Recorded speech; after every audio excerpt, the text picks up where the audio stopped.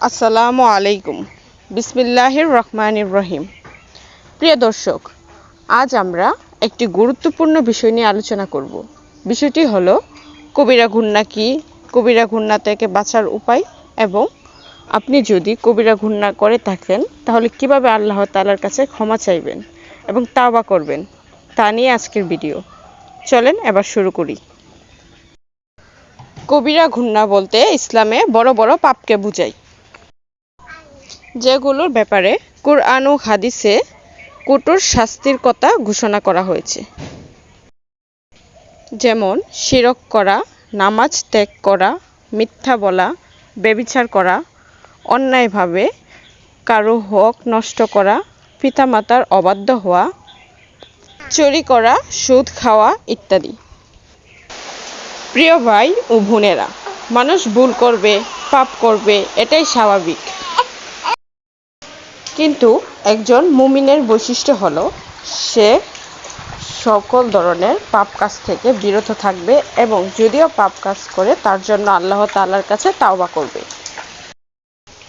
এখন প্রশ্ন হলো, আমরা কিভাবে পাপ কাজ থেকে বিরত থাকব এবং আল্লাহর কাছে তাওবা করব? এর প্রথম উত্তর হলো আল্লাহকে ভয় করা এবং তাকওয়া অর্জন করা। যখন মানুষের অন্তরে আল্লাহ তাআলার ভয় থাকে তখন সে গোপনে বা প্রকাশ্যে পাপ কাজ থেকে নিজেকে বিরত রাখার চেষ্টা করে। আল্লাহ তাআলা সবকিছু দেখেন এবং জানেন, এই কথাটা সবসময় অন্তরে স্মরণ রাখা। দ্বিতীয় উপায় ও উত্তর হলো 5 ওয়াক্ত নামাজ নিয়মিত আদায় করা। নামাজ মানুষকে অশ্লীলতা ও খারাপ কাজ থেকে বিরত রাখে। ব্যক্তি আন্তরিকতার সাথে নামাজ আদায় করে সে সকল প্রকার পাপ কাজ থেকে বিরত রাখতে পারে। তাই কোনো অবস্থাতেই নামাজকে অবহেলা করা যাবে না। তৃতীয় উপায় হলো কুরআন তেলাওয়াত করা ও অর্থ বুঝে পড়া। কুরআন মানুষের হৃদয়কে জীবিত করে। নিয়মিত কুরআন পড়লে এবং শিক্ষা অনুসরণ করলে পাপের প্রতি আকর্ষণ কমে যায় এবং আল্লাহর প্রতি ভালোবাসা বৃদ্ধি পায়। চতুর্থত হলো ভালো মানুষের সাথে বন্ধুত্ব করা। খারাপ মানুষের সাথে বন্ধুত্ব করলে সে পাপ কাজের দিকে নিয়ে যায়, আর ভালো মানুষের সাথে বন্ধুত্ব করলে সে সর্বদা আল্লাহর দিকে নিয়ে যায়। তাই নেককার ও দিনদার সৎ মানুষের সঙ্গে বন্ধুত্ব তৈরি করতে হবে। পঞ্চম উপায় হলো গুনাহের পরিবেশ থেকে দূরে থাকা।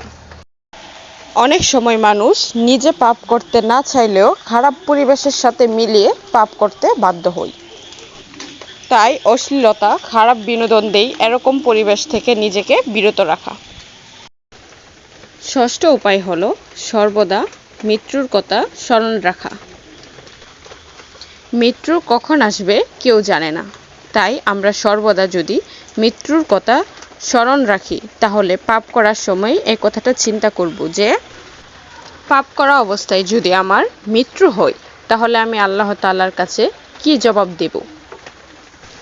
সপ্তম উপায় হলো বেশি বেশি ইস্তেগফার করা। রাসূল সাল্লাল্লাহু আলাইহি সাল্লাম নিজেও ইস্তেগফার করতেন। ইস্তেগফার হৃদয়কে পাপ শুদ্ধ করে। আস্তাগফিরুল্লাহ ওয়া আতুবু ইলাইহি নিয়মিত পড়া। অষ্টম উপায় হলো আল্লাহ তাআলার কাছে সাহায্য চাওয়া, কারণ আল্লাহ তাআলার সাহায্য ছাড়া কেউ পাপ কাজ থেকে মুক্তি থাকতে পারে না। এখন জানব গুনাহের জন্য কিভাবে তাওবা করব। তাওবা করার নির্দিষ্ট কোনো কঠিন নিয়ম নেই। আগে যাই পাপ কাজ করেছেন কিন্তু এখন আন্তরিকভাবে আল্লাহর কাছে ফিরে আসাই এর মূল বিষয়। প্রথমত, যে ঘৃণা করেছেন তা সাথে সাথে ছেড়ে দেন। অন্তর থেকে অনুতপ্ত হন যে আপনি ভুল করেছেন, তা স্বীকার করুন। দৃঢ় সংকল্প করুন যে ভবিষ্যতে আর এরকম ঘৃণার কাজ করবেন না। 2 রাকাত নফল নামাজ সালাতুত তাওবা পড়তে পারেন। সালাতের পর যে কোনো সময় আল্লাহর কাছে ক্ষমা চান বা দোয়া পড়ুন।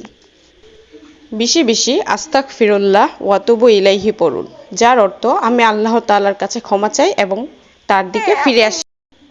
প্রিয় দর্শক, মনে রাখুন, কবিরা গুনাহ মানুষকে দুনিয়া ও আখিরাতে ধ্বংসের দিকে নিয়ে যায়। আসুন আজ থেকে আমরা আল্লাহর কাছে প্রতিজ্ঞা করি, আমরা সকল ধরনের পাপ থেকে দূরে থাকব। আল্লাহ তাআলা আমাদের সবাইকে কবিরা গুনাহ থেকে হেফাজত করুন এবং নেক আমল করার তৌফিক দান করুন। আমিন।